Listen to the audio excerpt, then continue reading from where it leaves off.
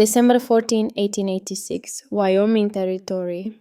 Silas Vaughan had seen 30 winters on these plains, and he knew what death looked like. Through the brass telescope, he watched the thin column of smoke rising from Willa Thorne's cabin 3 miles distant, barely visible through the thinning curtain of snow. The blizzard had finally broken after 3 days of biblical fury. 3 days that had killed 43 of his cattle and reduced his fence windbreak to splinters. And that fool woman had been out there alone with 2 small children, protected by nothing but a circle of saplings she'd planted in the fall. Saplings. Against a storm that had just rewritten the landscape of the entire territory. She couldn't have survived, he muttered to himself, lowering the telescope. His hands were shaking not from cold but from the weight of what he'd done, or rather what he'd failed to do. He'd offered to take her and the children to his ranch before the storm hit. She refused, politely, firmly, with that quiet certainty that had both impressed and infuriated him. "We'll weather this at home, Mr. Vaughan." Stubborn woman, brilliant, stubborn, doomed woman. The smoke meant fire. Fire meant someone was alive to tend it, but that was impossible. Silas pulled on his heavy coat and called for his horse. He had to know, he had to see with his own eyes what remained of the widow who dared to tell him, a man with 3 decades of ranching experience, that he didn't understand the wind. 4 months earlier, everything had been different. The day they buried Robert Thorne, the wind had been gentle, almost mocking in its softness. September in Wyoming could be deceptive that way. Warm sun, blue skies, grass still green along the creek beds. A man could almost forget that winter was a predator, patient and inevitable, waiting just beyond the horizon. Willa Thorne stood at the graveside in a black dress that had belonged to her mother. It hung loose on her frame. She'd lost weight in the 2 weeks since the accident. Her face was pale, composed, empty of tears. Her hands rested on the shoulders of her 2 children. Nathaniel, 7 years old, stood rigid and silent. Beatrice, 5, clutched a wilted sunflower and didn't seem to understand why everyone was so quiet. The preacher spoke words about dust and resurrection. Silas Vaughan stood at the back of the small gathering, hat in hand, and watched the widow's face. He'd known Robert Thorne, not well but enough. A capable man, strong, hard-working. The kind of neighbor you could count on when a fence needed mending or a barn raising required extra hands. Dead at 35 because an oak tree fell on him during a windstorm. Silas had seen the tree afterward. Massive old thing, roots half exposed from years of erosion. Robert had been cutting it down, trying to clear space for a better hay field. The wind had come up sudden, as it often did on these plains, and the tree had fallen the wrong way. Crushed him instantly. They said he'd lingered for an hour before he died. Long enough to be carried back to the cabin. Long enough to say goodbye to his wife and children. Long enough to fill a man's mind with regrets. After the burial, the neighbors gathered at the cabin. There was food. There was always food at these things. Casseroles and pies and bread still warm from someone's oven. The women clustered around Willa, offering condolences and practical advice in equal measure. The men stood outside, smoking pipes, talking in low voices about the harvest and the coming winter and the foolishness of trying to take down a tree that size alone. Silas approached Willa as the afternoon sun began to slant golden through the cabin windows. "Mrs. Thorne," he said, "I'm sorry for your loss. Robert was a good man." She looked up at him. Her eyes were gray, the color of storm clouds over distant mountains, dry, steady. "Thank you, Mr. Vaughan. If there's anything you need," he continued, "anything at all, you just send word. My ranch is only 3 miles west. I've got men who can help with repairs, with the stock, with whatever needs doing before winter sets in. That's kind of you." Her voice was quiet but firm, not the voice of a woman drowning in grief. The voice of someone already calculating, already planning. "I know Robert had some debt with the bank," Silas said carefully. "And I know winter doesn't care about a man's circumstances. If you're thinking of selling the homestead, I'd be willing to make you a fair offer. Enough to settle accounts and set you up in town. It's no shame to it. A woman alone with 2 children, this land can be unforgiving."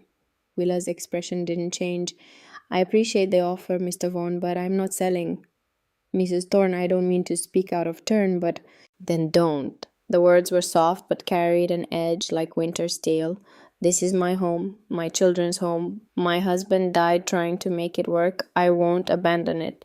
Silas studied her for a long moment. He saw the set of her jaw, the straightness of her spine, pride, determination, and something else he couldn't quite name. Intelligence, maybe, a kind of quiet confidence that had nothing to do with strength or stubbornness. As you wish, ma'am, he said finally and tipped his hat. He left thinking she'd change her mind before the first snow. He was wrong about many things that year. The cabin Robert Thorne had built stood alone on a slight rise, surrounded by open grassland that stretched in every direction like a frozen ocean. There was a small barn, a root cellar, a chicken coop, a well with a good rope and bucket, a vegetable garden now going to seed. 160 acres of homestead claim, most of it grazing land for the small herd of cattle that represented the family's only real asset, and absolutely no protection from the wind. Silas had noticed that the first time he'd visited years ago when Robert was still alive. The cabin sat exposed, vulnerable. The wind came down from the north in winter like a physical force, a thing with weight and malice. It found every crack in the walls, every gap in the door frame. It stole heat and moisture and hope. Robert had tried to address it. 2 years back, he'd built a windbreak, a solid fence of vertical planks, 8 feet high, running east to west, about 50 yards north of the cabin. It had seemed like a good idea, a solid wall to stop the wind.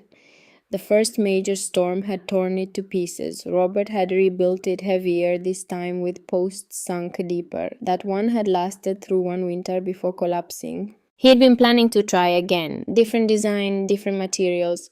But then the oak tree had other plans. Now the broken remnants of the second windbreak lay scattered across the prairie like picket over bones. And Willa Thorne was alone with 2 children and a problem she'd inherited along with the land. 3 days after the funeral, Silas saw her in town at the general store. She was purchasing rope and burlap, counting out coins with careful precision. Her children stood close beside her, quiet and well-behaved. Mrs. Thorne, he greeted her. Mr. Vaughan, doing some preparations. He waited for her to elaborate. She didn't.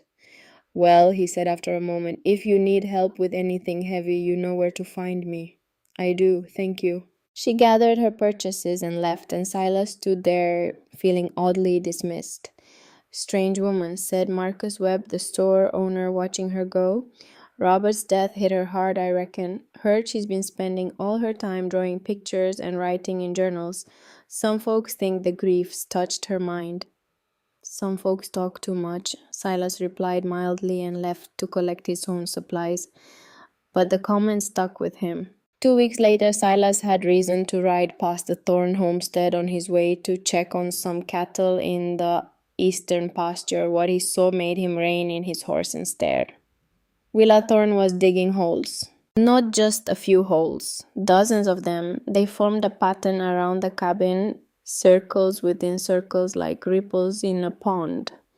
Each hole was maybe 2 feet across and equally deep. She worked with a spade and a pickaxe, her sleeves rolled up despite the October chill, her dark hair tied back with a simple ribbon. The boy Nathaniel was helping. He dragged the excavated dirt away in a small wooden bucket while his mother dug. The little girl sat on the cabin steps playing with corn husk dolls. Silas guided his horse closer. Willa looked up as he approached, wiped her forehead with the back of her hand, and waited. Mrs. Thorne, he said, might I ask what you're doing? Planting trees, Mr. Vaughan. He looked at the holes, then at the cabin, then back at her. Trees, he repeated. That's correct. Ma'am, with respect, winter's coming. You should be banking sod against the foundation, checking your chimney, stacking wood, not digging holes for trees. Willa set down her spade and faced him fully. There was dirt under her fingernails and a smudge of mud on her cheek, but her gaze was level and clear. I am preparing for winter, Mr. Vaughan, just not in the way you would.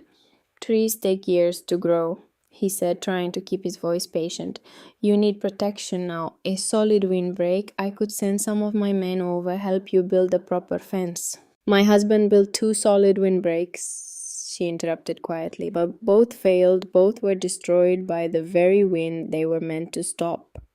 Because he didn't build them right, Silas countered. No offense to the dead, but Robert wasn't a carpenter.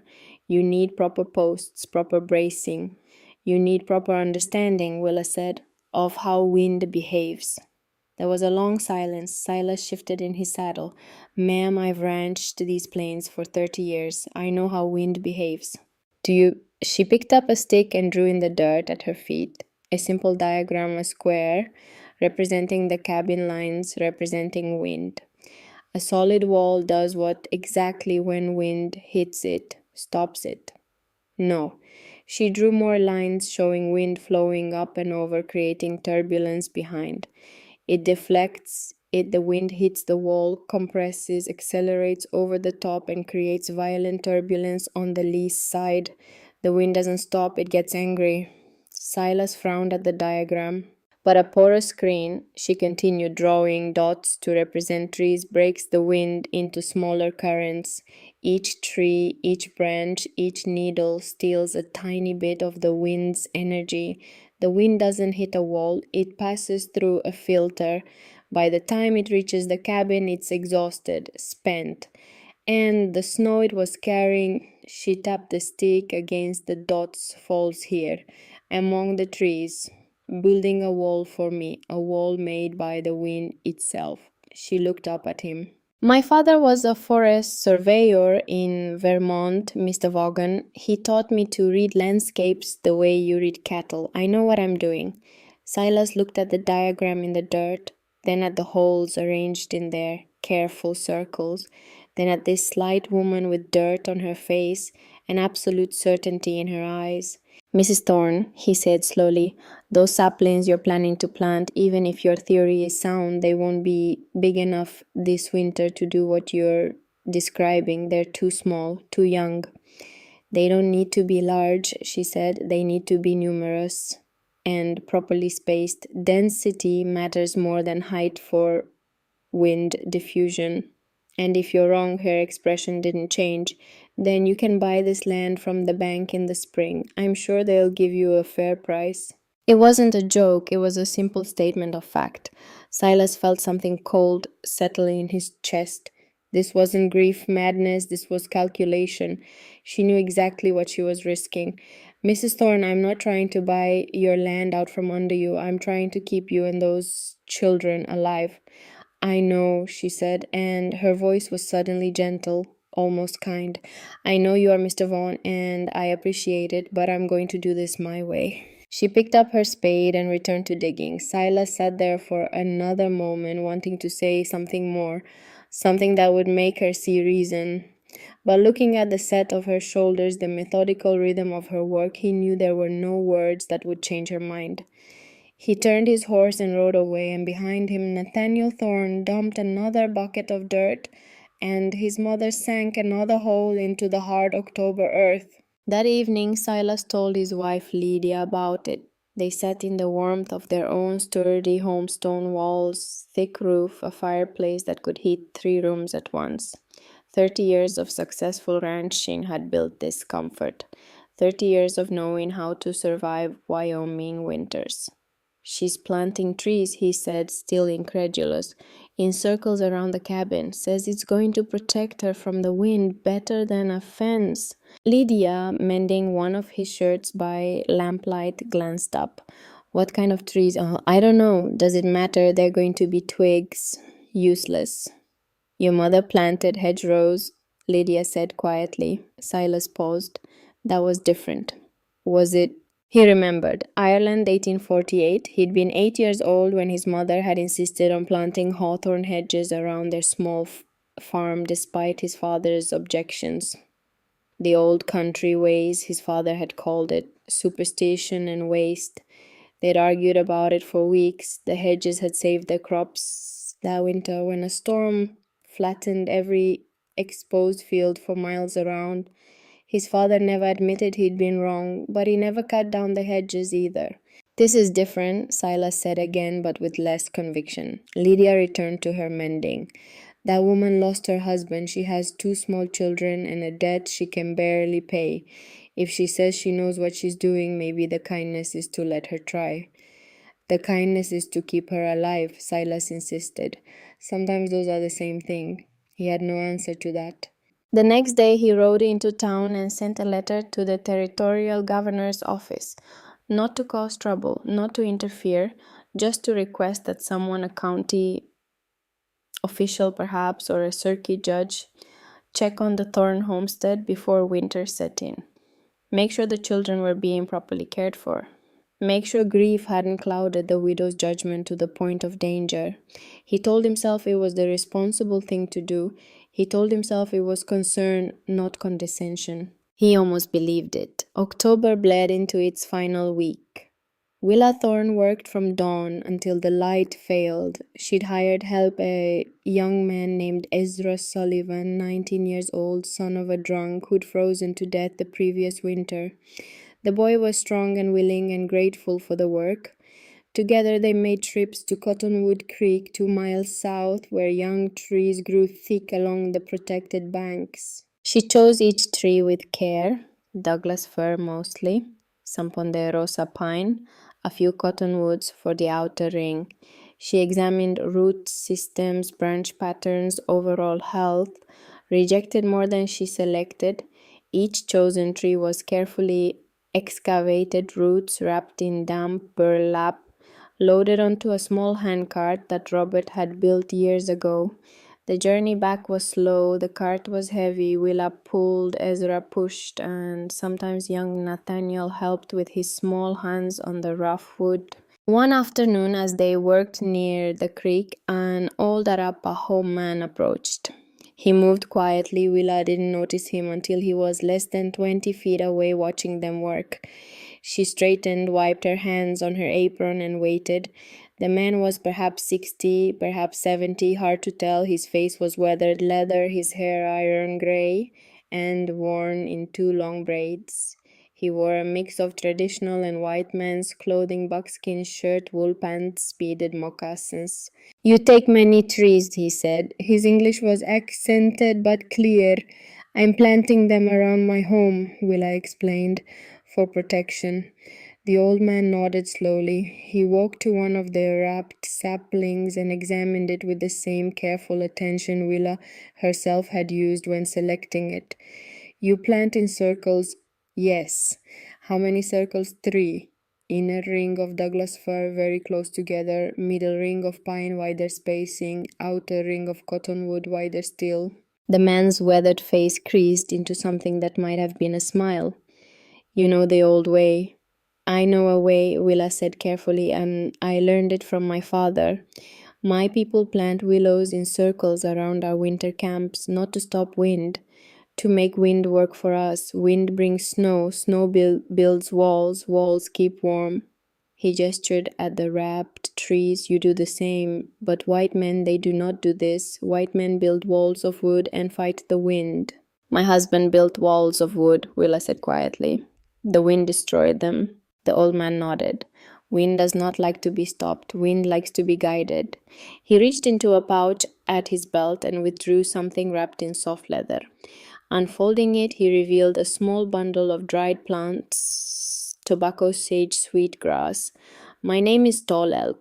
I have seen 63 winters. I know when white woman does wise thing." He held out the bundle. "Burn this when you doubt. Smoke rises. Reminds you wind can lift, not just push."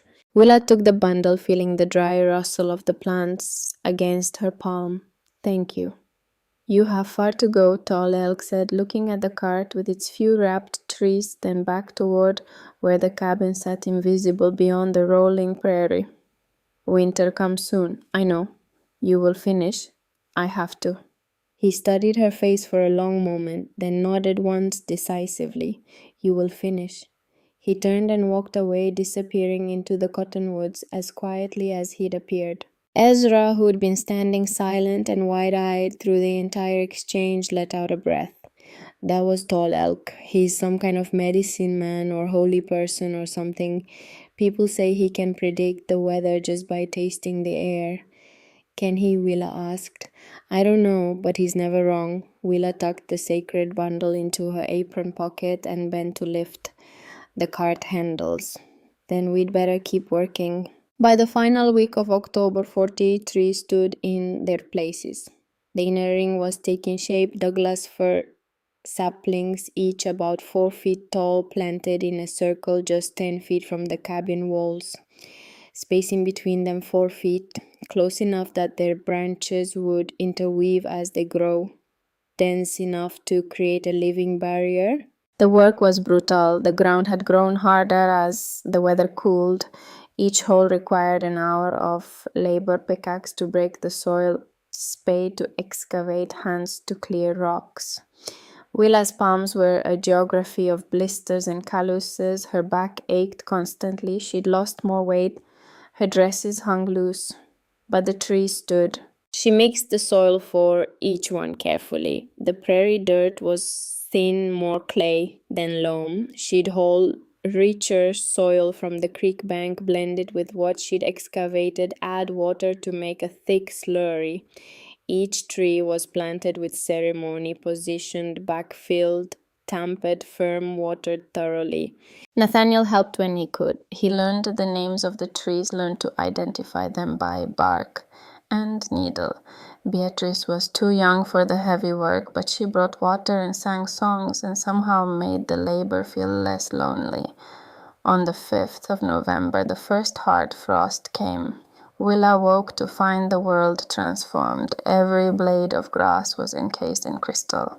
The water bucket by the door had a skin of ice. The sky was pale and hard, and 28 of her trees were dead. She walked the circles that morning, touching each one, confirming what she already knew. The needles were brown, brittle. The bark had split in places, frozen solid and killed. 28 trees out of 40 planted, more than half. She stood in the center of her unfinished fortress and felt doubt crush down on her like physical weight. Maybe Silas Vaughan was right. Maybe this was foolishness. Maybe she was gambling her children's lives on a theory she'd learned as a child, sitting at her father's knee, listening to stories about forests in far-off Vermont. This wasn't Vermont. This was Wyoming. The rules might be different here. The wind might be different here. She might have killed her children with her pride. Mama. Nathaniel stood behind her, bundled in his coat, his breath pluming white in the cold air. Some of the trees died, she said. I know. I counted them. Of course he had. Her brilliant, careful boy. Mama, in Papa's journal, the one he kept by the bed, he wrote about the windbreak, about how you told him it wouldn't work, about how he should have listened to you. Willa closed her eyes. Your father was a good man. He was, but he was wrong about the fence. And you were right. Nathaniel moved closer, slipped his small hand into hers. The trees that died, they're the ones on the south side, where the sun hit them all day and then the frost came at night. The trees on the north side are fine. You just planted the wrong ones in the wrong places. She looked down at him, 7 years old and already seeing patterns, making observations. You're right, she said slowly. The Engelmann spruce, they're alpine trees. They don't handle the temperature swings. I should have used Douglas fir throughout. So we plant more Douglas fir? Nathaniel said simply, and we finish before the big snow comes. We, such a small word, such enormous weight. Willa squeezed her son's hand and made a decision. We plant more Douglas fir, she agreed, and we finish before the big snow comes. That night there was a knock on the cabin door. Willa opened it to find Constance Mercer standing on the step holding a covered basket. Constance was 45, a widow herself, a woman who'd survived 8 Wyoming winters alone. She had a face like weathered wood and eyes that missed nothing. May I come in? Willa stepped aside. Constance set the basket on the table, bread, butter, a small pot of honey. Then she reached into her coat and withdrew a leather purse, set it beside the basket. There's $175 in there, she said. It's everything I've saved over the past 6 years. I want you to use it to finish what you're doing. Willa stared at the purse. Mrs. Mercer, I can't. My husband's name was Thomas. He died in the winter of 79. We had a bad storm coming. I could feel it in my bones the way my grandmother taught me, and I begged him to bring the cattle in close to reinforce the barn to prepare. He told me I was being hysterical, that he'd weathered plenty of storms and didn't need a woman telling him how to ranch. Constance's voice was flat factual, reporting history. The storm lasted 4 days. Thomas went out on the third day to check the herd. I told him not to, he went anyway. They found him 3 weeks later when the snow melted, frozen solid face down in a drift quarter-mile from the house. She looked at Willa. Men like my Thomas, like your Robert, like Silas Vaughan, they're good men, honest men, but they think strength means fighting. They think wisdom means experience. They don't understand that sometimes the smartest thing is to listen, to learn, to try something new. She pushed the purse across the table. I watched you work. I've seen your design. I know what you're trying to do. And I'll be damned if I'm going to watch another widow lose everything because the men around her are too proud to admit a woman might know something they don't. Willa's throat was tight. Thank you. Don't thank me. Finish those trees, prove them wrong. That'll be thanks enough. After Constance left, Willa sat at the table and counted the money. $175. Enough to buy more burlap, to hire Ezra for another month to purchase supplies for the winter. Enough to finish. The next morning, she and Ezra returned to Cottonwood Creek. November accelerated toward its end like a falling stone. Willa replanted the dead trees with Douglas fir. Adjusted the spacing in the middle ring ponderosa pine, now 12 feet apart instead of 15. Added native buffalo grass between the trees in the outer ring, following a suggestion from Ezra. The grass would stabilize the soil trap early snow, create an additional layer of wind resistance. The work consumed her, dawn to dark every day. Her hands were raw meat. Her shoulders burned. She moved through exhaustion into a kind of trance state where there was only the next hole, the next tree, the next careful tamping of soil. Ezra worked beside her without complaint. The boy was stronger than he looked, and he understood somehow what this meant, what was at stake. On November 20th, they planted the final tree, number 118. A ponderosa pine in the middle ring northwestern quadrant. Willa stood back and looked at what she'd built. 3 concentric circles of saplings around her small cabin. The inner ring Douglas fir 4 feet apart, 70 trees total. The middle ring ponderosa pine 12 feet apart, 32 trees. The outer ring cottonwoods 15 feet apart, 16 trees. From above it would look like a target, the cabin at the bullseye. From the ground it looked fragile, pitiful, a child's attempt to fence in the wind with twigs. But Willa didn't see twigs, she saw vectors, angles, pressure gradients. She saw wind flowing through the outer ring, slowing, hitting the middle ring, slowing more, reaching the inner ring already exhausted, dropping its burden of snow among the trees instead of against the cabin walls. She saw physics, mathematics, the patient architecture of moving air. It's done, Ezra said, leaning on his spade. It's done, Willa agreed. That night she paid him the last of what she owed, including a bonus from Constance's money, and thanked him for his work. You think it'll work? He asked. I know it will. Folks in town think you're crazy. I know that too, he grinned. Well, if you survive the winter, I'm going to tell them all they're fools. If I survive the winter, Willa said, I'll tell them myself. 3 days later, Silas Vaughan came calling. He rode up in the afternoon, dismounted, tied his horse to the porch rail. Willa met him at the door, wiping flour from her hands. She'd been baking bread. The cabin smelled of yeast and warmth. Mr. Vaughan? Mrs. Thorne. He removed his hat. I wanted to speak with you before the snows come. Of course, come in. He stepped inside, ducked his head to clear the low door frame. The cabin was small but tidy. A fire crackled in the stone hearth. Nathaniel sat at the table practicing his letters on a slate. Beatrice played with wooden blocks in the corner. Fine children, Silas observed. Thank you. He turned his hat in his hands. This was difficult for him. She could see it in the set of his shoulders, the way he wouldn't quite meet her eyes. Mrs. Thorne, I'm going to be direct with you. Winter is perhaps 2 weeks away. I've seen the work you've done, the trees you've planted, and I'll grant you it's an impressive effort. Shows dedication, shows intelligence. But those trees are too small. They can't possibly provide the protection you need. A major storm will bury this place. And with the debt you owe the bank and 2 children to feed and no husband to help you through the hard months. I know my circumstances, Mr. Vaughan. Then you know how precarious they are. He took a breath. I am prepared to offer you $900 for this property. That's more than fair market value. It's enough to pay off the bank, enough to set you up in town with a small house enough to live on for a year while you find work. I'll even hire you as my bookkeeper, $60 a year steady income. And you get 160 acres of land for less than $6 an acre. I get land I'll have to improve and build on, yes. But more importantly, you and your children get safety, security, a future that doesn't depend on whether a circle of saplings can stop a blizzard.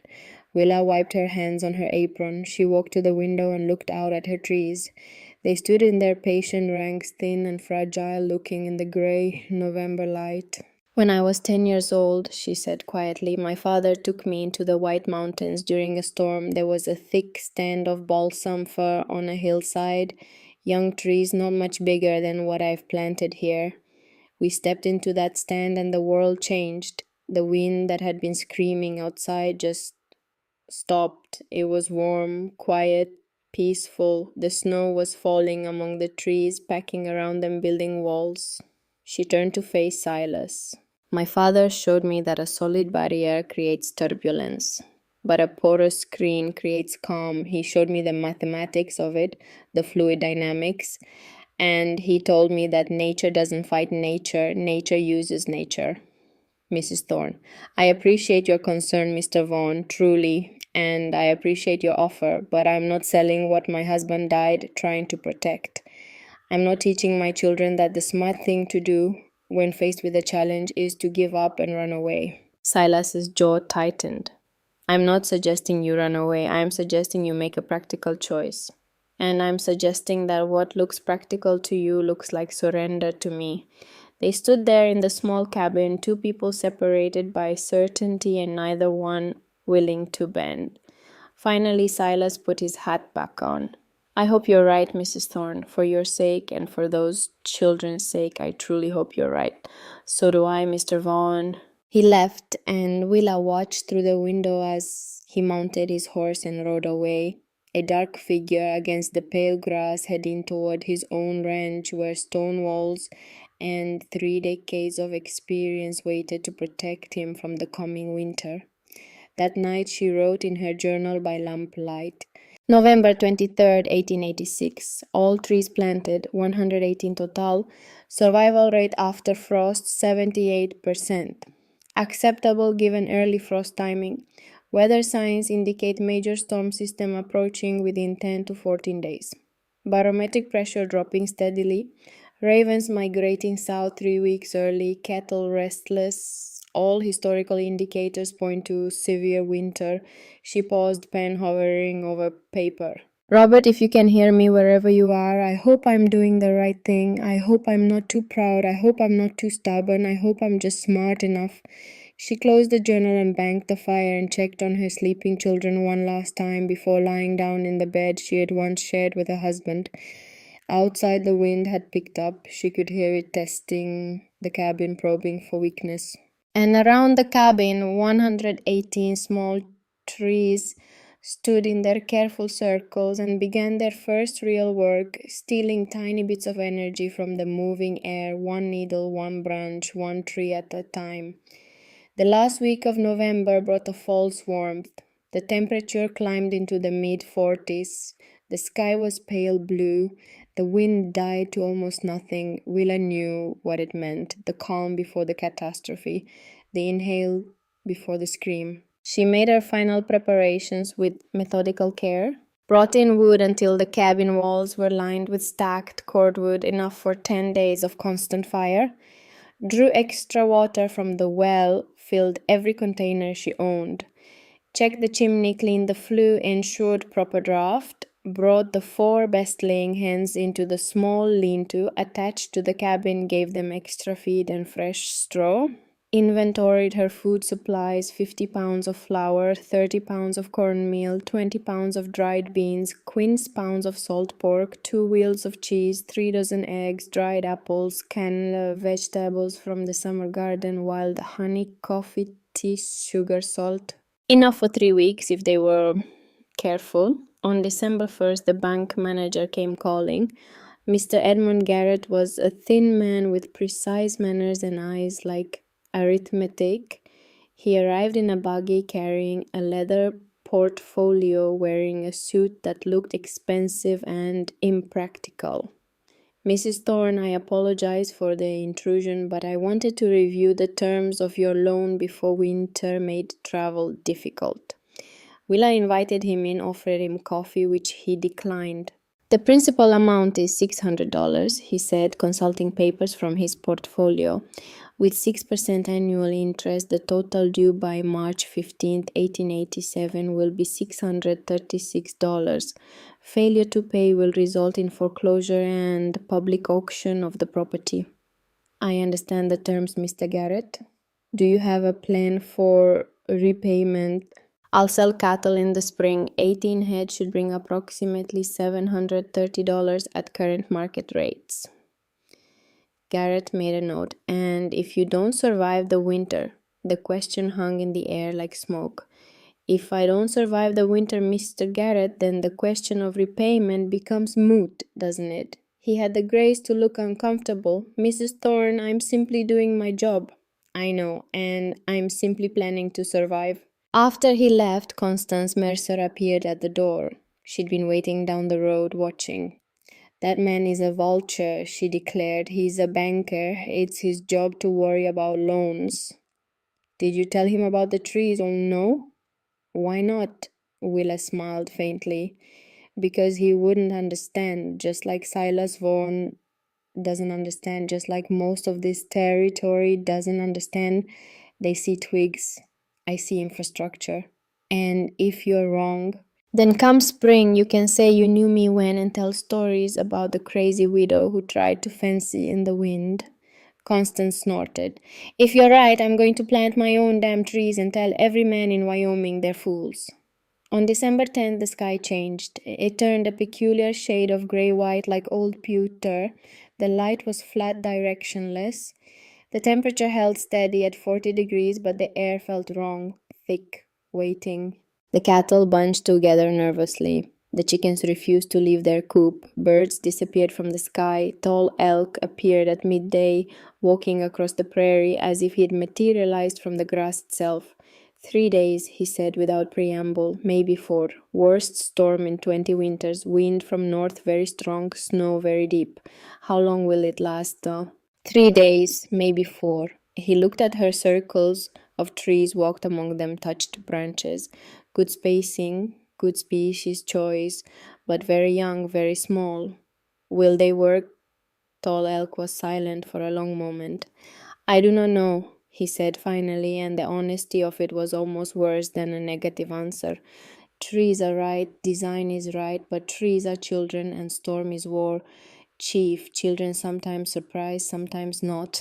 He reached into his pouch and withdrew another bundle larger than the first. Sweetgrass sage and something else Willa didn't recognize. Burn this when storm comes, not for magic, for courage. Smoke will remind you to breathe. Breathing is how you survive fear. Thank you, Tall Elk. He touched her shoulder briefly, a gesture of respect, of solidarity, and walked away into the strange gray light. That afternoon, Silas Vaughan came riding up one last time. He dismounted, approached the cabin, and stood there turning his hat in his hands. Behind him, the sky was the color of a bruise. Mrs. Thorne, I know what you're going to say, but I'm going to say this anyway because my conscience won't allow me to do otherwise. Willa waited. A storm is coming, a bad one. I can feel it, the animals can feel it, even the air feels wrong. This is going to be the kind of storm that kills people, the kind that collapses barns and freezes cattle where they stand. I know. Then please, for the love of God and the sake of those children, come to my ranch, bring the kids, stay with us until it passes. My wife will welcome you. You'll be safe.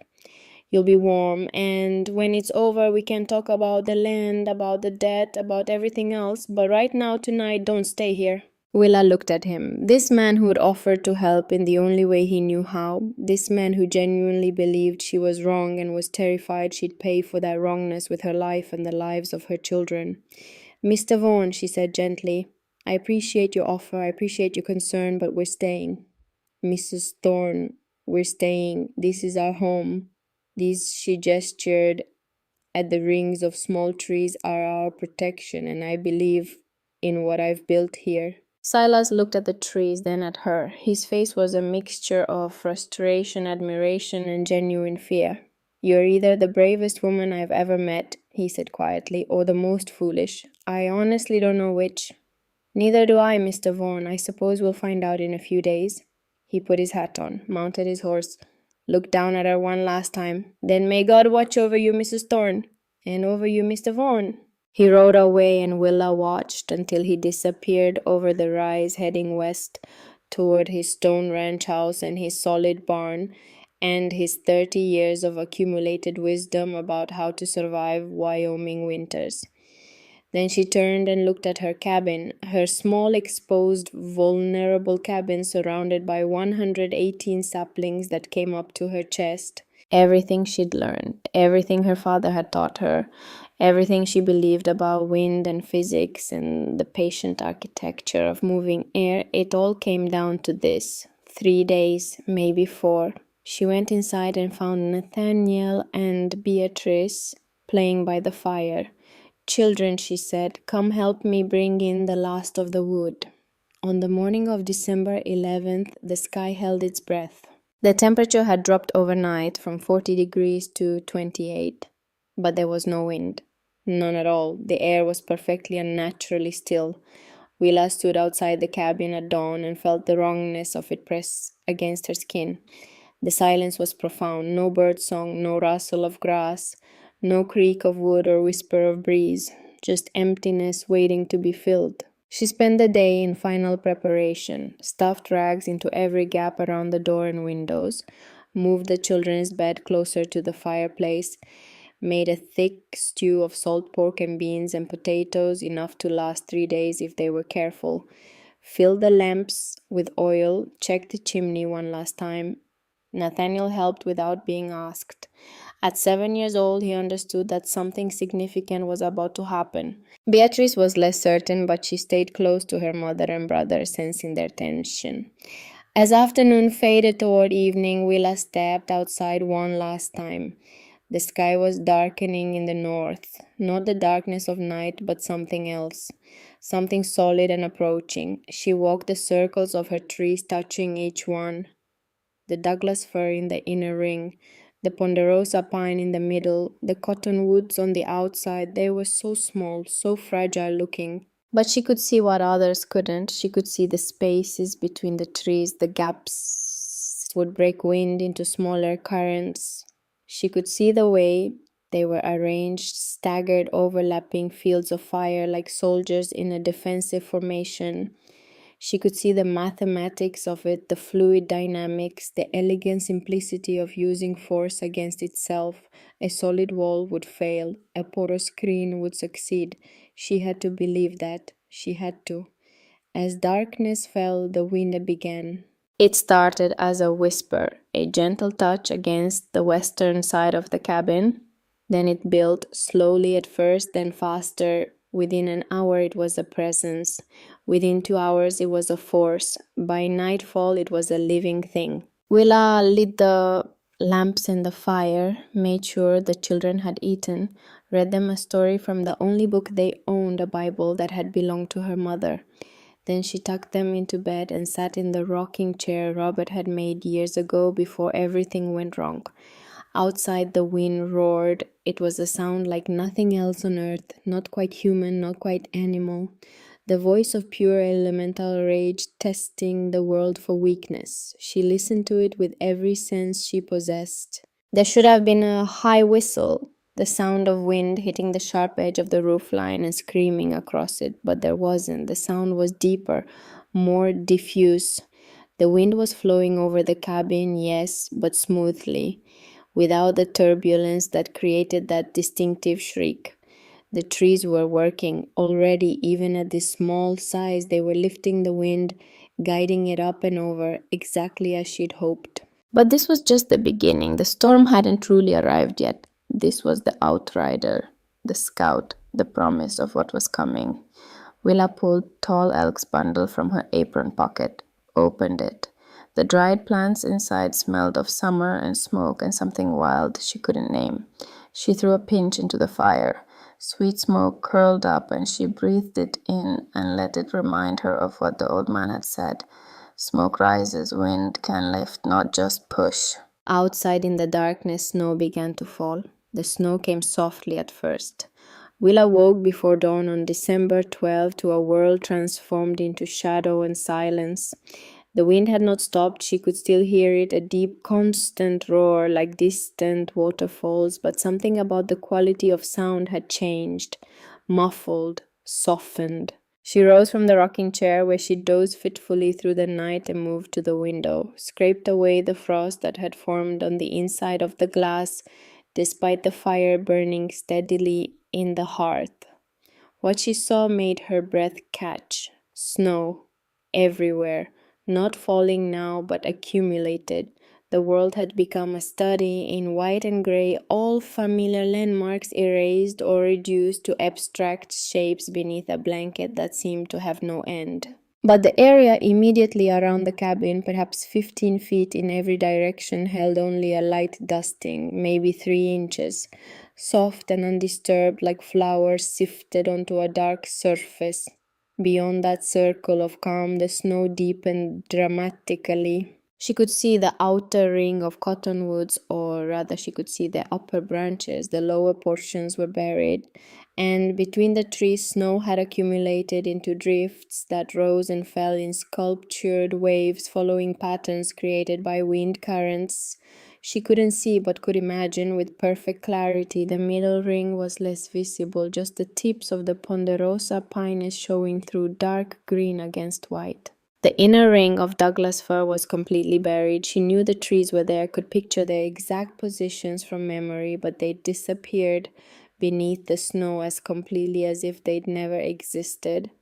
And yet, the cabin stood in its circle of relative calm, and the wind that she could hear raging just beyond her walls was not reaching her door with the violence it should have possessed. The trees were working, even buried, even invisible. They were doing exactly what she designed them to do, breaking the wind into smaller pieces, stealing its energy, forcing it to drop its burden of snow before it reached the cabin. Behind her, Nathaniel stirred in his bed. "Mama, I'm here, sweetheart. Go back to sleep." "Is it bad outside?" "Yes, but we're safe in here." She heard him settle back down, and a moment later his breathing deepened into sleep once more. Willa added wood to the fire and put coffee on to boil and tried not to think about how much more snow might fall before this was over. By mid-morning, the storm had found its full voice. The wind that had been merely strong became ferocious. It hit the cabin in waves, periodic surges that made the whole structure shudder. Willa could feel it through the floorboards, through the walls, through the air itself. The children were awake now, frightened but trying to be brave. "It sounds angry," Beatrice said, huddled close to her brother.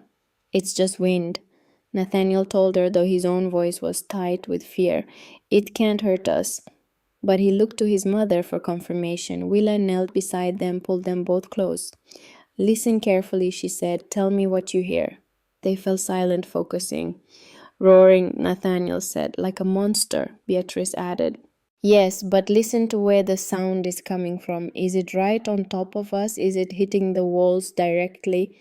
Nathaniel's face crunched in concentration. "No, it's above us, like it's going over the roof." "Exactly." Willa kept her voice calm, educational. "The wind is being lifted by the trees. It's flowing over us, not at us. Do you remember the diagram I drew about how the trees break up the wind?" "I remember," Nathaniel said. That's what's happening right now. The outer trees slow the wind down, the middle trees slow it more. The inner trees, even though they're buried, are creating resistance at ground level. By the time the wind reaches us, it's exhausted most of its strength. But it sounds so loud, Beatrice whispered. Loud doesn't always mean dangerous. The loudness is above us. We're in the quiet part underneath. It was a simplification but true enough, and it seemed to comfort them. She made breakfast cornmeal mush with honey and dried apples.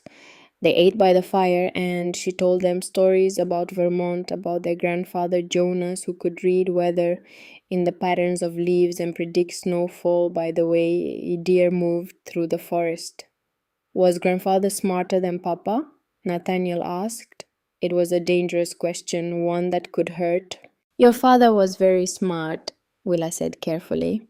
But he and your grandfather knew different things. Your grandfather knew trees and weather. Your father knew animals and land. Different kinds of smart. But Papa's windbreak didn't work, Nathaniel said. Not cruel, just factual. A child trying to make sense of the world. No, it didn't, because your father tried to stop the wind instead of working with it.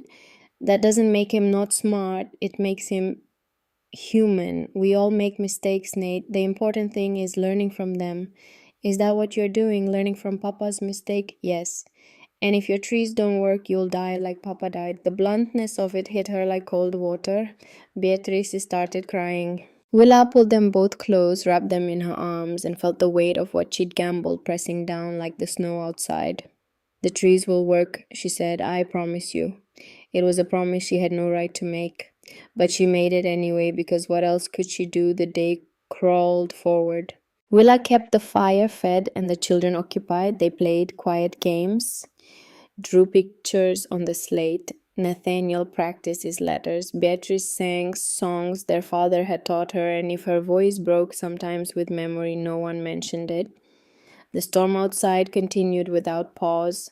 Every hour, Willa would scrape frost from the window and look out. Every hour, the snow was deeper. The world was being erased, buried beneath white. But the circle around the cabin remained relatively clear. She could see how it was working now. The snow was falling among the buried trees, packing between them, adding to the barrier. Each new layer of snow made the windbreak more effective, not less. The storm was building her walls for her exactly as tall Elk had said his people's willows did. Nature using nature. By afternoon, visibility had dropped to nearly zero. The world beyond the window was a churning white void. Willa couldn't see the outer trees anymore. Couldn't see anything except chaos and motion. The temperature inside the cabin held steady at 38 degrees.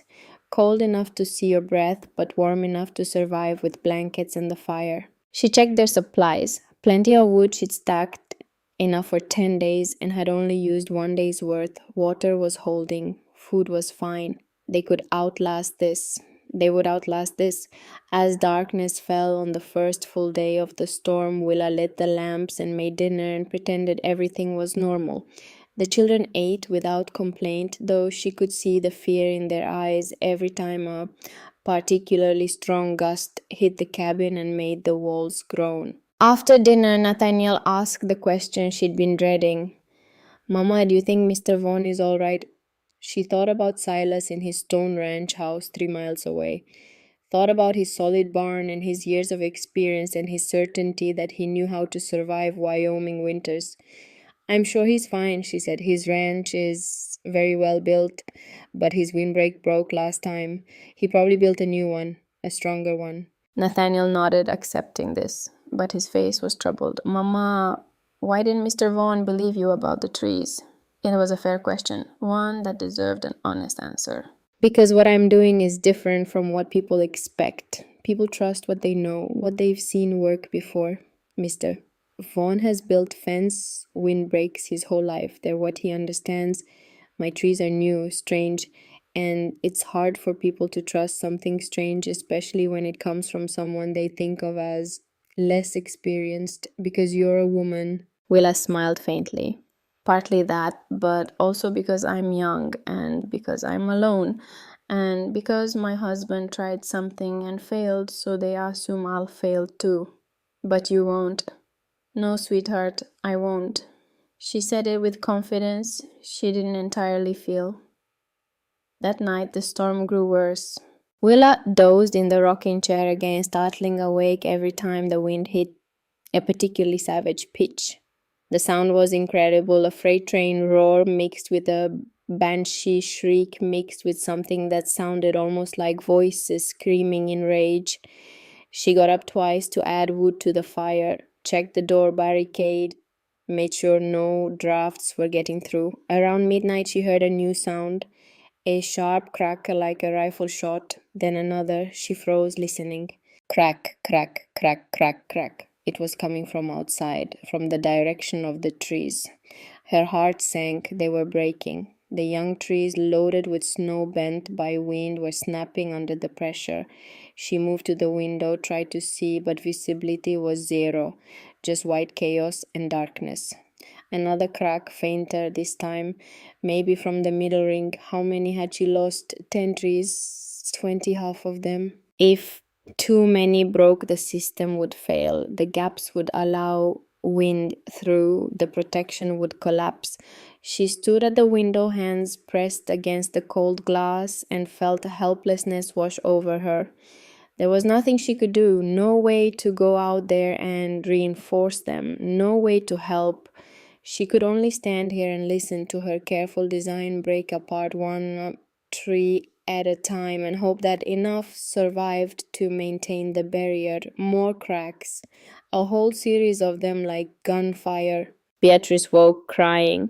What's that noise? Just the storm, baby, just the wind. Go back to sleep. But Nathaniel was awake too, and he came to stand beside her at the window. The trees are breaking, he said quietly. Some of them, yes. Will we be okay? Willa pulled him close. Yes, we'll be okay. She didn't know if it was true, but she said it anyway. The cracking sounds continued for another hour, then gradually faded. Either the trees had finished breaking, or the wind had shifted, or she simply couldn't hear them anymore over the general roar of the storm. She went back to the rocking chair and sat in the darkness, listening to her children breathe, and the storm rage and the small sounds of wood burning in the fireplace. Somewhere out there, Silas Vaughan was probably warm in his stone house, vindicated in his certainty that she'd been wrong. Somewhere out there, her trees, the ones that were left, continued their patient work. And somewhere deep in her chest, doubt began to whisper that maybe everyone had been right. Maybe she was a fool. Maybe pride and stubbornness were not the same as wisdom. Maybe she'd killed her children after all. Dawn on December 13 brought no relief. If anything, the storm was worse. The wind had shifted direction now, coming from the northwest instead of straight north, and the sound it made was different. Higher pitched, more varied, like it was searching for weakness, probing every surface for a way in. Willa made breakfast mechanically. Her hands moved through familiar motions while her mind calculated and recalculated, trying to determine how many trees she could afford to lose before the system failed completely. She'd started with 118 trees. If she'd lost 20 in the night, which seemed possible based on the cracking sounds, she still had 98. Was that enough? The spacing would be wrong in places. There would be gaps. But maybe the snow accumulation would compensate. Maybe the drifts themselves would serve as windbreak. Maybe. That word was becoming a prayer. Mama, you need to eat, Nathaniel said, pushing a bowl of mush toward her. She looked down at it, couldn't remember sitting at the table. You're right, thank you, sweetheart. She forced herself to eat. The food tasted like ashes, but she made herself finish it. The children needed to see her strong, needed to believe she knew what she was doing. After breakfast, she tried to teach them lessons, arithmetic for Nathaniel, letters for Beatrice, anything to maintain routine, anything to pretend this was normal. But the storm made concentration impossible. It was louder today, more aggressive. The cabin shook with each gust. Dust filtered down from between the roof boards. The temperature inside had dropped to 34 degrees despite the fire burning constantly. They were burning through wood faster than she'd planned. At this rate, they'd run out in 7 days instead of 10. Willa did the math in her head. If the storm lasted 3 days, Tall Elk had said 3, maybe 4, they'd have enough. Barely. But if it went longer, she pushed the thought away. Midday arrived, though the darkness outside made it hard to tell. The only way she knew was by the small clock on the mantel, a wedding gift from her parents, still keeping time in a world that felt like it had stopped. I'm cold, Beatrice said, wrapped in 2 blankets. Come closer to the fire, baby. I'm already close. She was, they all were, huddled around the hearth like refugees, which in a sense they were. Willa added more wood, watched the flames leap higher, calculated how much remained stacked against the wall. Not enough. The thought came unbidden and unwelcome. Not enough wood, not enough protection, not enough wisdom to save her children from the consequences of her pride. Mama, Nathaniel was watching her with those serious gray eyes that saw too much. Yes. Are we going to die? The question hung in the warm air above the fire. Beatrice started crying again. Willa pulled them both onto her lap, too big for it really, but they folded themselves into her arms anyway and held them as tight as she could. No, she said, we're not going to die. How do you know?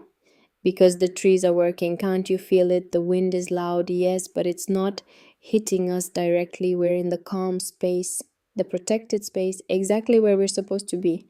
But the trees broke last night. I heard them. Some broke, not all. And the ones that are left are strong enough. Trust me. I do trust you, Mama, but I'm still scared. Being scared is okay. Being scared and being safe can happen at the same time. She wasn't sure she believed that, but she said it with enough conviction that Nathaniel nodded against her shoulder. They sat like that for a long time, the 3 of them tangled together, listening to the storm try to tear apart the world. The afternoon stretched into evening with agonizing slowness.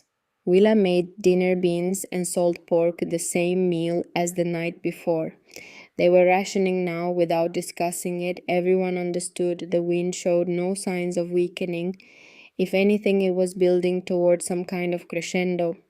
The roar had become almost constant, broken only by occasional moments of relative quiet that felt more ominous than the noise itself.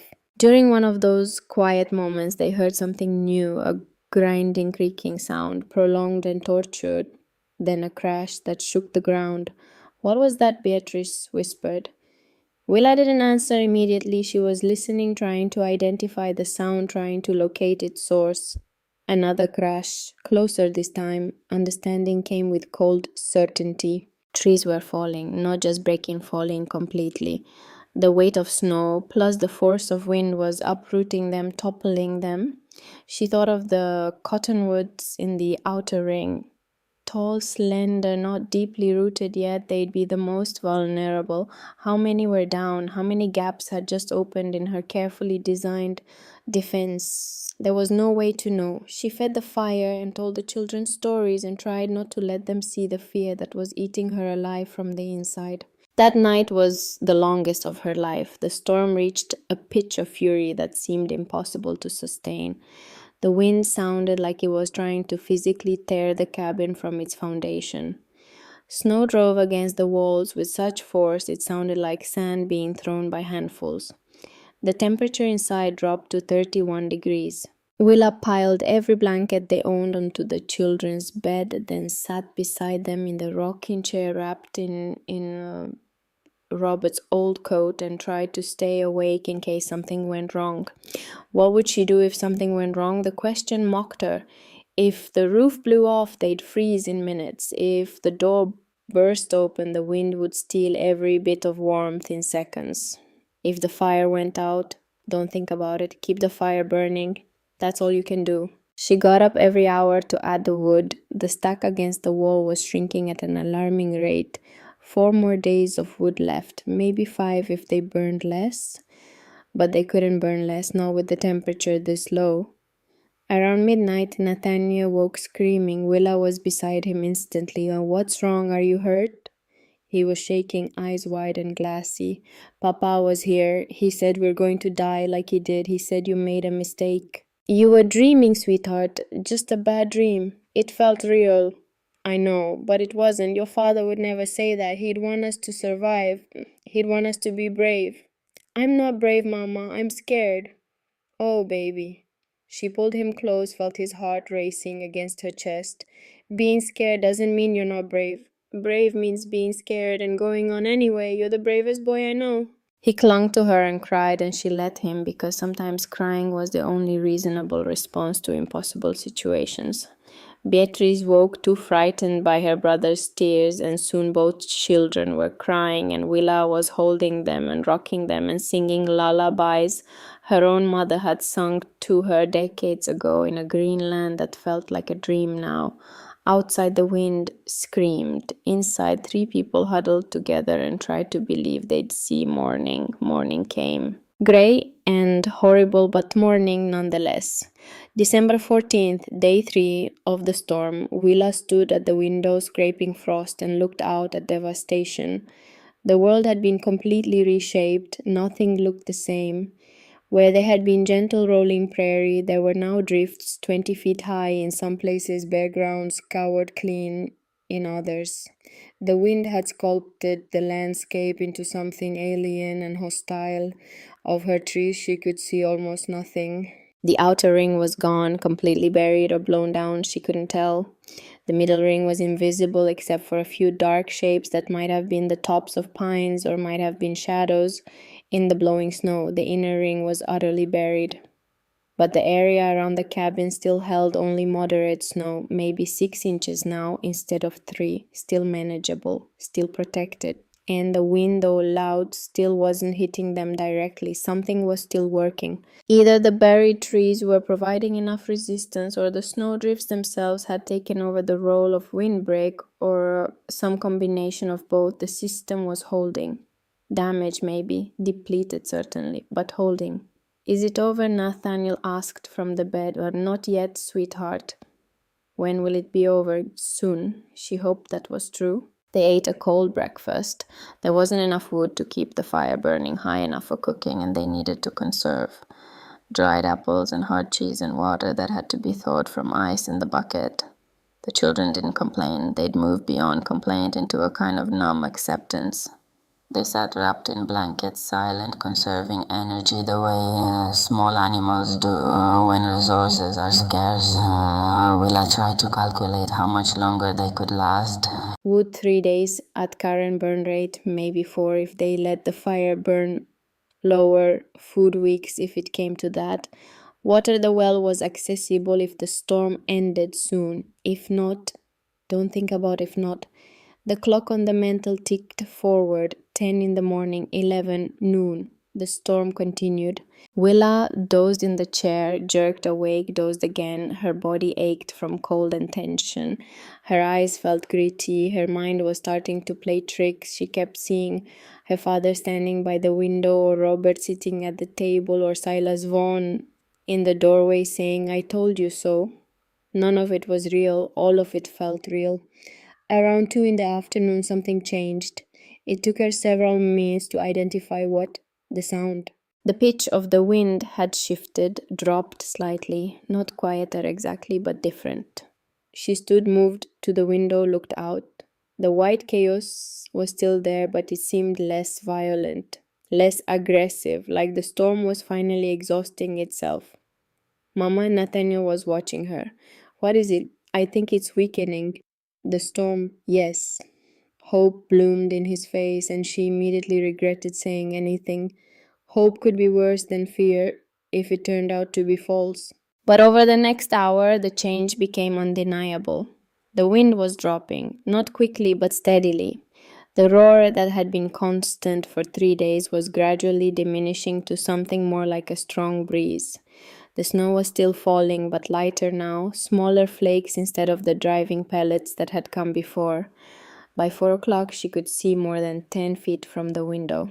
By 5, she could make out shapes. The silhouette of the barn, a few dark lumps that might have been the outer trees toppled and half buried.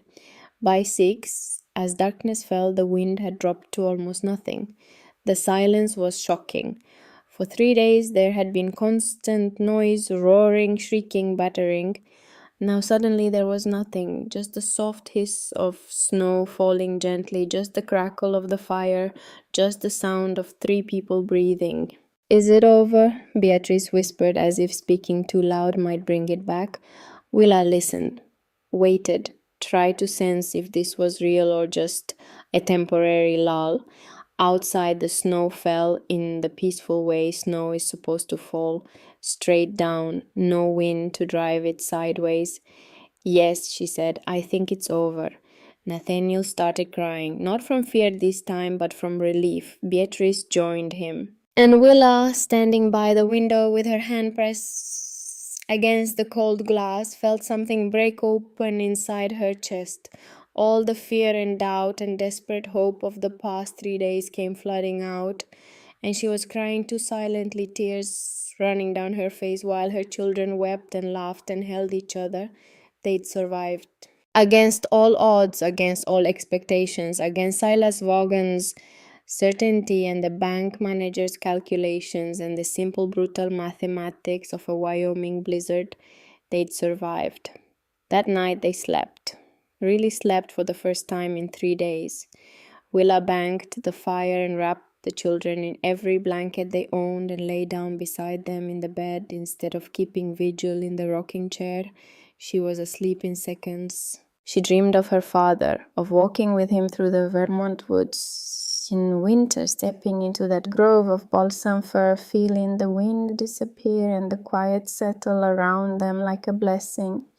You did well, he said in the dream. I'm proud of you. I was so scared, Papa. Fear and wisdom can live in the same heart. You proved that. When she woke, it was morning, December 15th. The world outside the window was still, silent, transformed, and she was alive. Her children were alive. They'd made it through. Willa rose from the bed, careful not to wake Nathaniel and Beatrice, and went to the door, put her hand on the wooden bar that sealed it. Hesitated. What would she find out there? How much damage, how many trees destroyed? Would the protection hold for the rest of winter, or had this storm been just the first of many? Only one way to know. She lifted the bar from its bracket, set it aside, gripped the door handle, took a breath, and pushed. The door swung open easily, too easily. She'd expected resistance, expected to have to shove against the drift.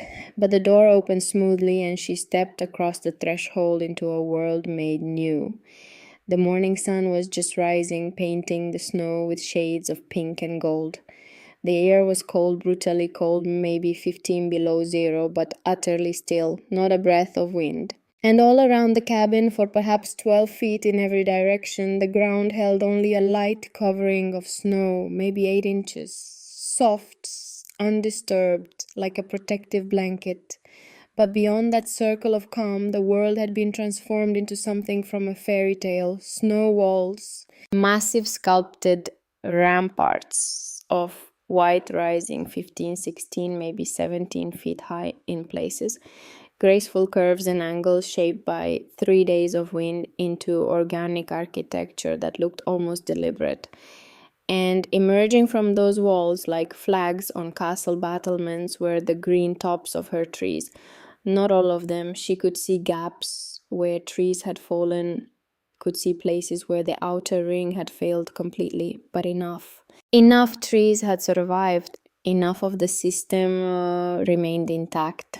The inner ring of Douglas fir was completely buried, but she could tell from the pattern of snow accumulation that they were still there, still standing, still creating a resistance at ground level.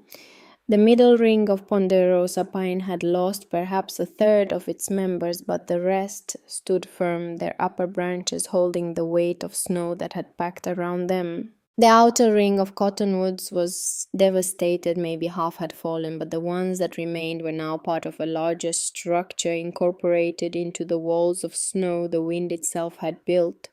She'd been right, her father had been right. Nature doesn't fight nature. Nature uses nature. The wind had built her fortress for her, had taken its own weapon, the snow, and transformed it into her shield. Willa walked forward, her boots sinking into the soft powder, reached the edge of the calm zone where the snow deepened dramatically, put her hand on the packed drift. It was solid, dense, perfect insulation. Behind her, she heard the cabin door creak. Mama. Nathaniel stood in the doorway, wrapped in a blanket, staring at the transformed landscape. "You did it," he said, his voice full of wonder. "You really did it." "We did it," she corrected. "All of us, together." He ran to her, as much as anyone can run through 8 inches of snow, and she caught him and held him and looked out at the fortress of white and green that surrounded their small home. In the distance she saw movement, a figure on horseback struggling through the deep drifts, coming from the west, from the direction of Silas Vaughan's ranch. Willa's breath caught. He was coming to see if they'd survived, coming to confirm that she'd been wrong. Or maybe, and this was a thought that made something warm bloom in her chest, coming to see if she'd been right. The rider drew closer and she could make out details. A man, yes, bundled against the cold, horse laboring through chest-deep snow, definitely Silas.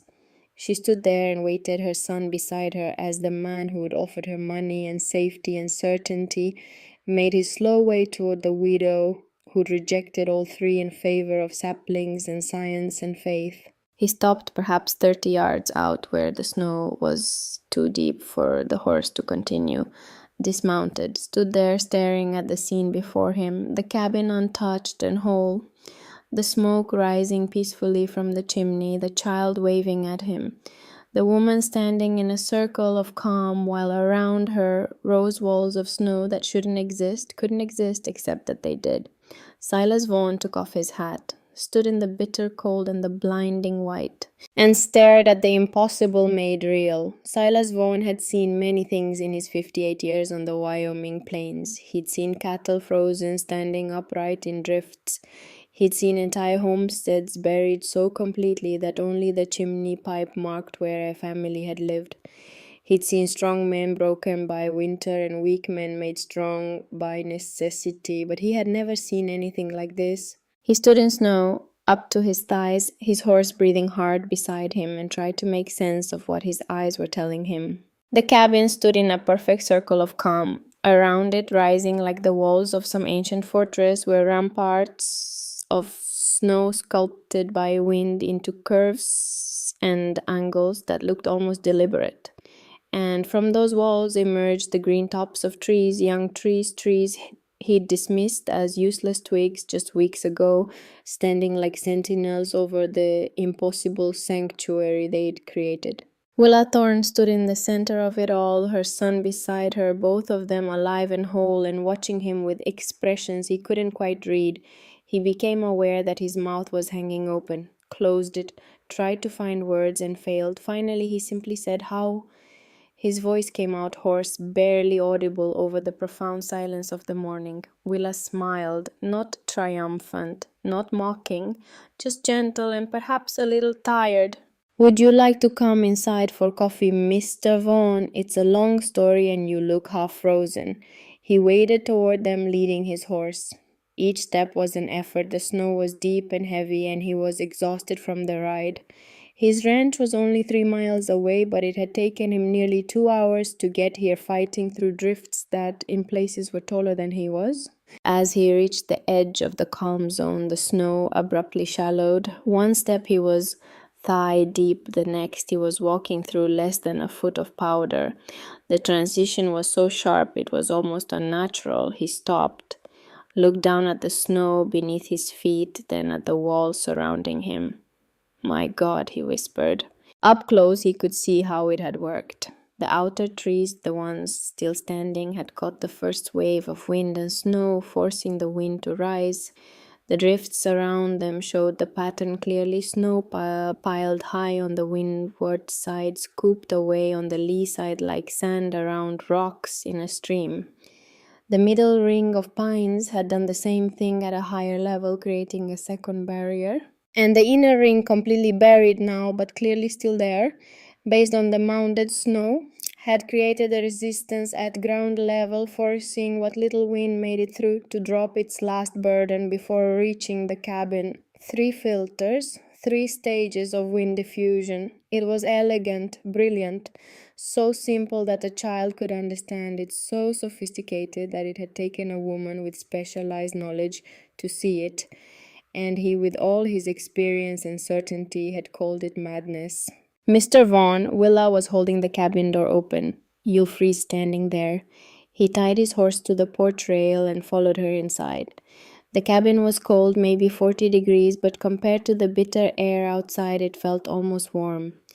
A fire burned in the hearth. The little girl sat wrapped in blankets by the fireplace, watching him with huge eyes. Willa poured coffee from a pot on the stove, handed him a tin cup. He wrapped his hands around it gratefully, feeling circulation return to his fingers. They stood there in silence for a long moment. Finally, Silas said, I came to see if you'd survived. I thought I was certain. He stopped, started again. I was wrong. I was completely catastrophically wrong. You were skeptical, Willa said. That's different from being wrong. Skepticism is healthy. I was more than skeptical. I was convinced. I tried to have you declared unfit. I wrote to the territorial governor suggesting someone should remove your children for their own safety. He hadn't meant to say that. The words came out before he could stop them. Willa's expression didn't change. I know. You know. Pastor Whitfield told me. He thought I should be aware. She sipped her coffee. I wasn't angry, Mr. Vaughan. You were acting from concern. Misguided concern, perhaps, but genuine nonetheless. Silas felt something in his chest crack open. This woman, this young widow he'd patronized and pitied and tried to save from her own foolishness, was offering him grace he didn't deserve. How many cattle did you lose? He asked quietly. None. They were in Zeline too fed and watered before the storm hit. I lost 63 head. They scattered in the first night, ran into the draws and gullies. We found them this morning, frozen solid. He said it flatly without emotion. The emotion would come later. Right now he was still processing.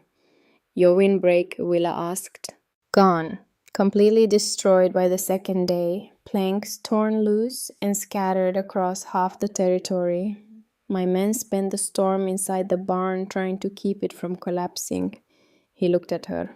We were safe enough. Stone house, good barn, plenty of supplies, but we lost a year's worth of work, maybe more. I'm sorry. Don't be. His voice came out rougher than he intended.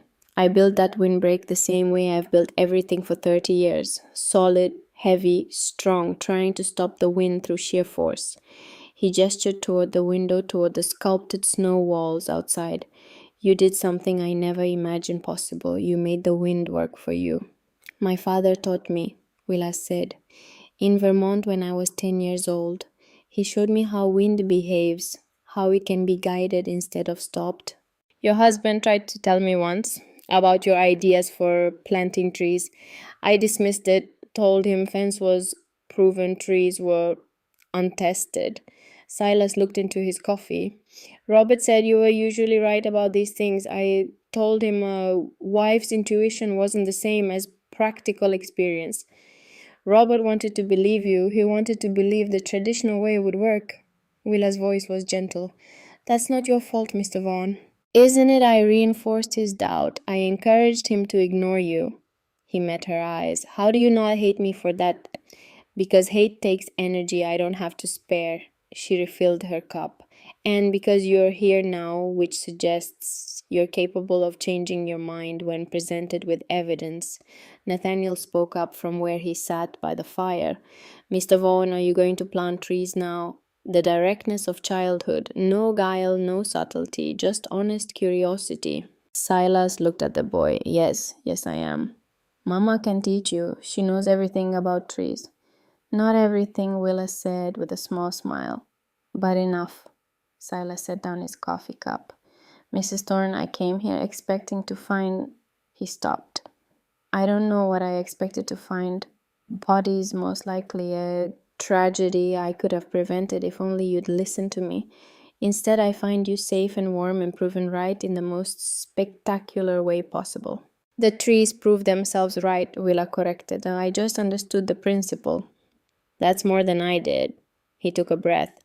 I want to learn everything you know about this, the spacing, the species selection, the geometry of it all. And I want to help spread this knowledge. Every homesteader in Wyoming needs to see what you've done here. That's very kind, but it's not kindness, it's self-interest. Silas gestured toward the door. I just lost 63 cattle and a windbreak that took 3 years to build. If I'd had your trees, I'd have saved the herd. That's not kindness, Mrs. Thorne. That's mathematics. Willa studied him for a long moment, then nodded slowly. All right, when the snow melts enough to travel, I'll show you how to do it. I'll bring others if you're willing to teach them. I'm willing. They stood in the small cabin, the widow and the rancher, and something passed between them. Not friendship exactly, not yet, but mutual respect, recognition of competence. The acknowledgement that being wrong about something doesn't make you worthless and being right doesn't make you infallible. Outside, the sun climbed higher and the snow began that subtle transformation that happens when the worst is over and spring, however distant, becomes imaginable again. Silas stayed another hour. He examined the tree placement from inside. The calm zone walked the perimeter as best he could given the deep snow, asked detailed questions about root depth and soil preparation and how Willa had calculated the spacing ratios. She answered everything patiently, drawing diagrams in the snow with a stick when words weren't sufficient. Before he left, he said, "There's something else you should know. I paid $250 to the bank, extended your loan deadline to May 1st. Willa's eyes widened. "Mr. Vaughan, I can't accept." "You can and you will. Consider it payment in advance for the lessons you're going to teach me and every other stubborn fool in this territory." He mounted his horse. "I thought you were wrong, Mrs. Thorne, but I didn't think you deserved to lose your home for being wrong. A gentleman can disagree and still show respect." "Thank you," she said quietly. He tipped his hat and turned his horse toward home, and Willa stood in her circle of calm and watched him go. Nathaniel came to stand beside her. "Is he a good man, Mama?" "Yes, sweetheart, he is. Even though he thought you were crazy, especially because he thought I was crazy and helped anyway." The boy thought about this. "That doesn't make sense." "It will when you're older." The next few days were a study in contrasts. Inside the cabin warmth, safety routine gradually returning, Willa and the children settled back into something approximating normal life. They cooked proper meals again, read books. Nathaniel practiced his letters while Beatrice played with her dolls. Outside a transformed world, the snow had stopped falling, but the accumulation was staggering. Drifts 20 feet high in places, paths completely erased, landmarks buried or disguised beyond recognition. But around the cabin, that circle of calm remained. The snow there was manageable, perhaps 10 inches total. Willa could reach the lean-to where the chickens and the cow waited, could access the well, could move freely in a radius of about 15 feet. Beyond that, travel was nearly impossible. On the third day after the storm, another visitor arrived. Willa saw her from a distance, a dark figure moving slowly through the white landscape, following what had once been the road. As the figure drew closer, she recognized Constance Mercer.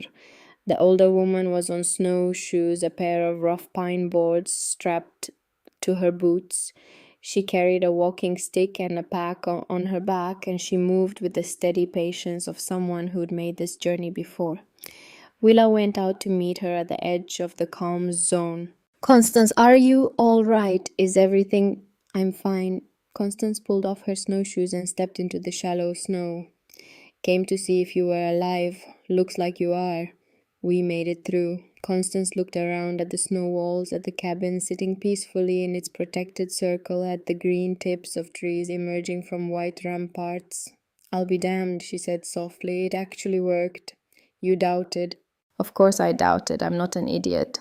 Constance smiled. "But I hoped, and sometimes hope is smarter than certainty." They went inside and Willa made tea, and Constance told her about the storm's aftermath. Several families had suffered major losses. The Hendersons lost their barn. The Pritchards lost half their herd. Old man Callahan had died, went out to check on his animals on the second day and never came back. "Silas Vaughan's been telling everyone about what you did here," Constance said. "About the trees, word spreading fast. He was here 2 days ago." I know. He stopped at my place on his way home. Looked like a man who'd seen God and found out God was a woman with a shovel. Constance grinned. He's organizing a gathering for when travels this year. Wants you to explain your method to anyone who will listen. I told him I would. Good, because you're about to become famous, Willa Thorne, the widow who tamed the Wyoming wind. Constance's expression softened. Your father would be proud. Willa felt her throat tighten. I hope so. They talked for another hour, then Constance strapped her snowshoes back on and headed home. Before she left, she pulled Willa into a brief, fierce hug. You proved them all wrong, she whispered. Every man who ever said women don't understand the land, every fool who ever dismissed your ideas because of who you are instead of what you know. You proved them wrong, and you did it in the most spectacular way possible. After she left, Willa stood in the doorway and looked out at her fortress. Was that what this was about? Proving men wrong? No. It was about survival, about protecting her children, about honoring what her father had taught her and what Robert had failed to learn. But if proving a point had been part of it, if showing Silas Vaughan and the bank manager and every skeptical neighbor that a woman could understand wind and weather and the mathematics of moving air, well, she wasn't going to apologize for that either. December became January. The snow gradually settled and consolidated. Paths began to emerge. Travel became possible again, though difficult. Willa used the time to assess the damage to her shelter belt. Of the 118 trees she'd planted, 94 had survived. The outer ring of cottonwoods had been hit hardest. Only 8 of the original 16 remained standing. The middle ring of ponderosa pine had lost 11 trees. The inner ring of Douglas fir had survived almost intact with only 5 casualties. An 80% survival rate. Willa walked the circles, touching each surviving tree, examining the ones that had fallen. Some had been uprooted, entirely torn from the frozen ground by wind force. Others had snapped at trunk level, the weight of snow and the leverage of wind proving too much for young wood.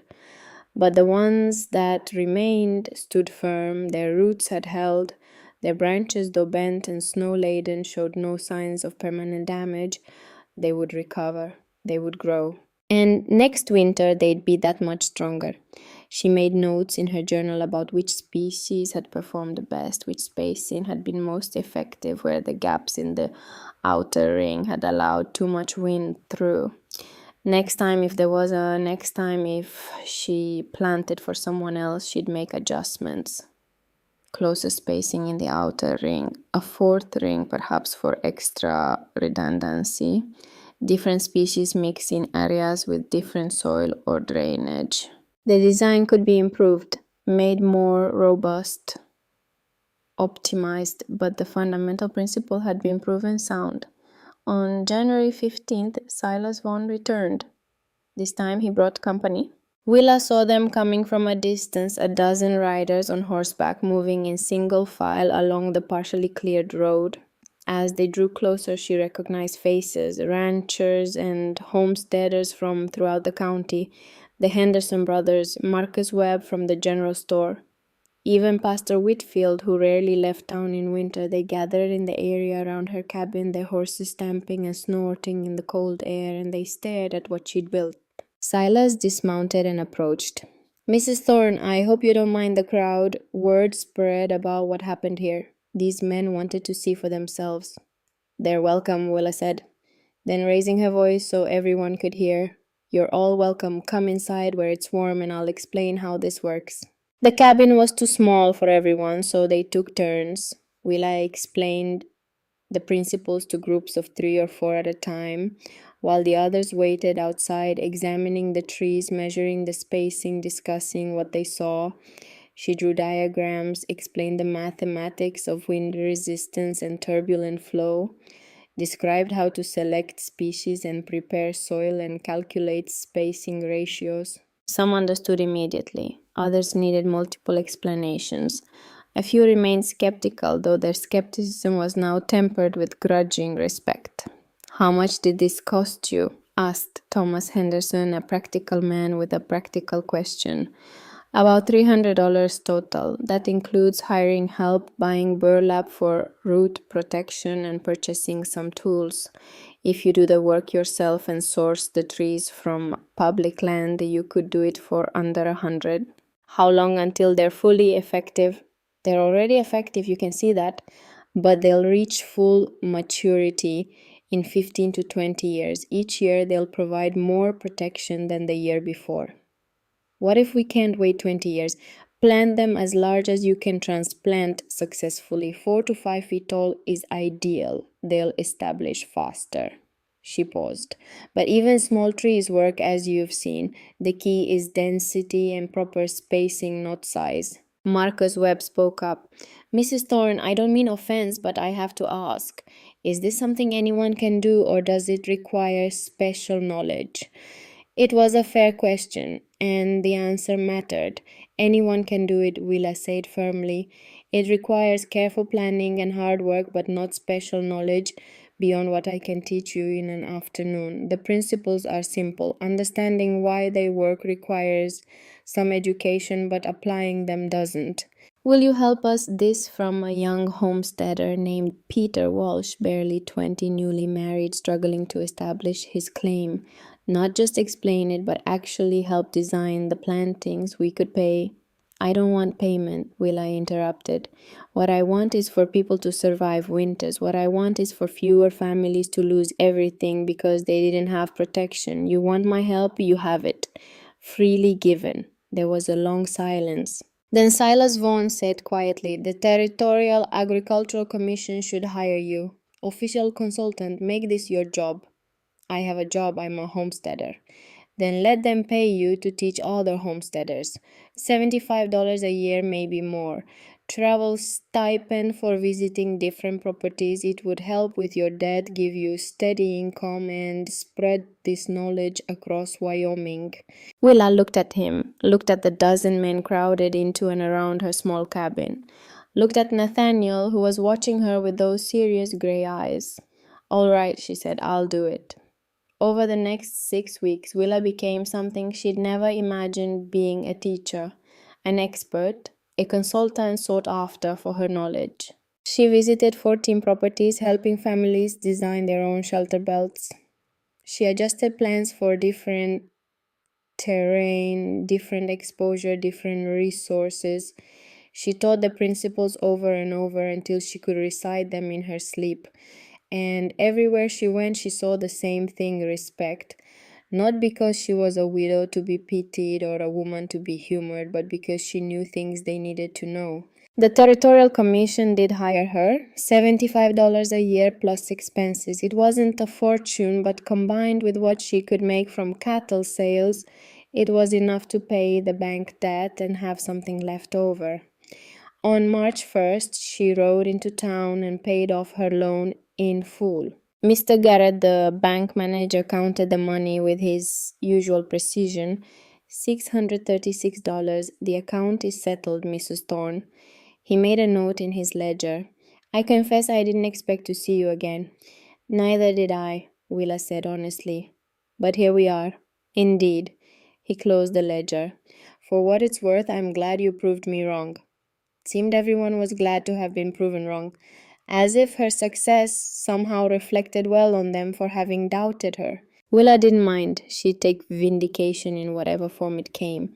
Spring arrived slowly, reluctantly, but it arrived. The snow melted, the ground thawed, green things began to push through brown earth, and around Willa's cabin the trees that had survived winter began to leaf out. The Douglas firs put on new growth at their tips.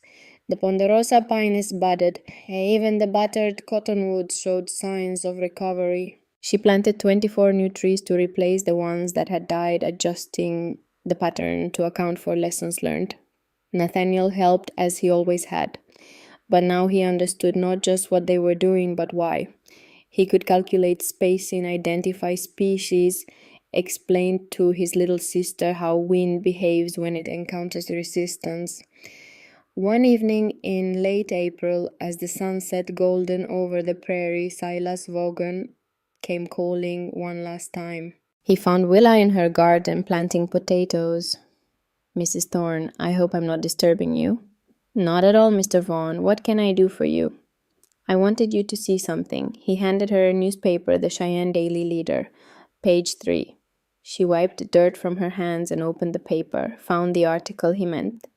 "Wind-breaking trees revolutionary method saves widow's homestead." It was a long piece detailing the storm, the trees, the principle behind the design.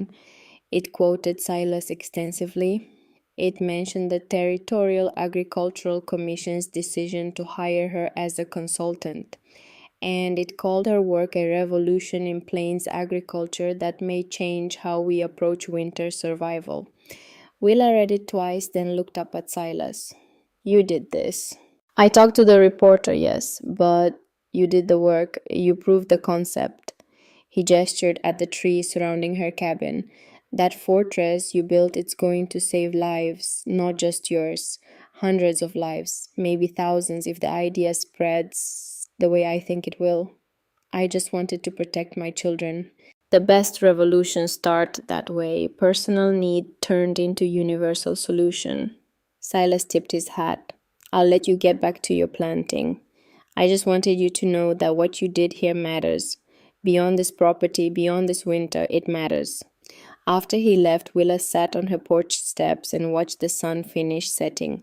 The trees cast long shadows across the ground, shadows that would grow longer each year as the trees grew taller, shadows that would shelter this ground, this cabin, these children for decades to come. She thought about her father who taught her to see the invisible architecture of wind.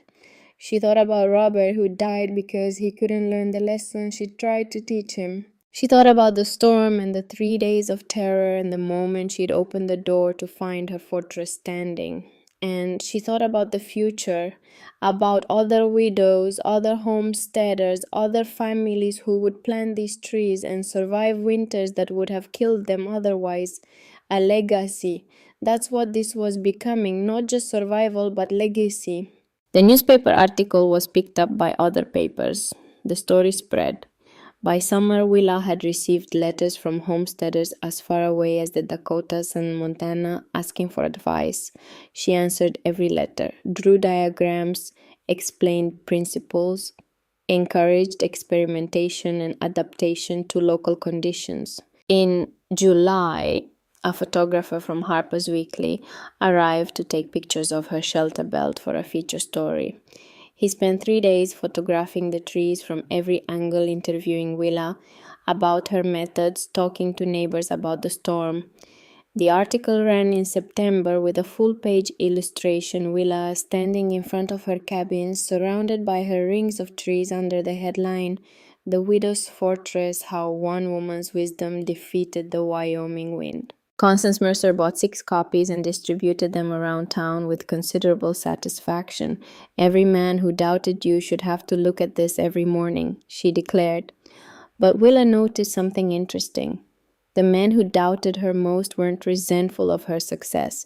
They were grateful for it, because her success meant they could succeed too. Her survival showed them a path forward. Silas Vaughan became her most vocal advocate.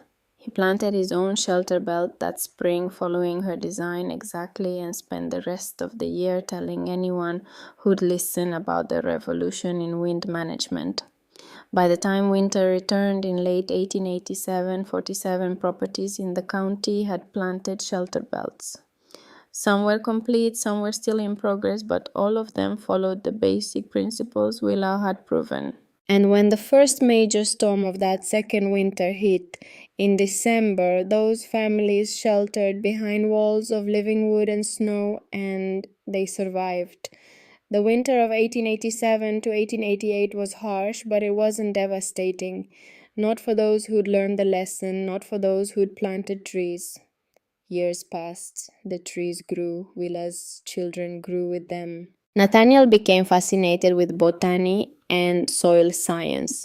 At 15, he was accepted to the Territorial Agricultural College on a scholarship funded by ranchers who'd benefited from his mother's teachings. He would later become a professor of forestry, carrying forward the principles his mother had proven. Beatrice grew into a sharp-minded young woman who inherited her mother's gift for seeing systems and patterns.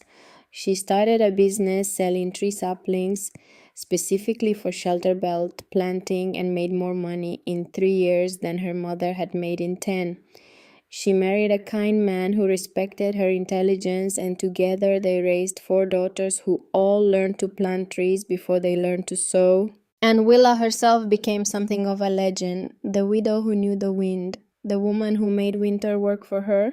She never remarried. There were offers, but she declined them all. She was content with her children, her trees, her work.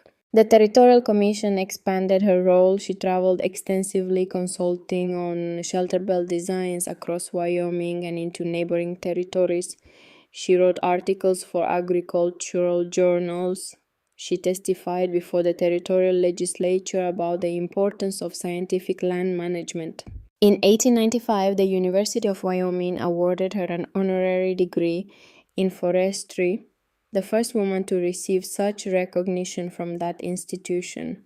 The ceremony was held outdoors under an open sky, and Willa stood in her black academic gown and thought about her father, who would have been so proud.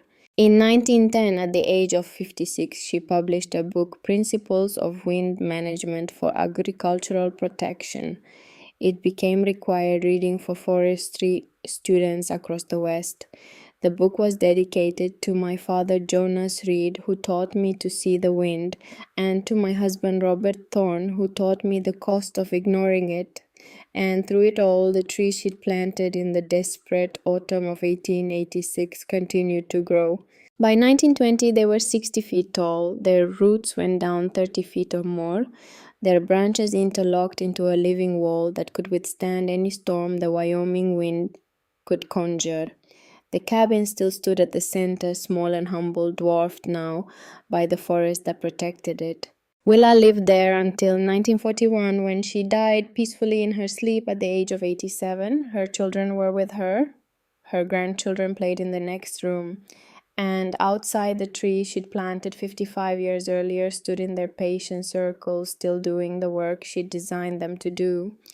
At her funeral, Silas Voyan's grandson, the old rancher himself, having passed away a decade prior, stood up to speak. My grandfather told me a story once, he said, about a widow who taught him that being wrong doesn't make you foolish and being certain doesn't make you wise.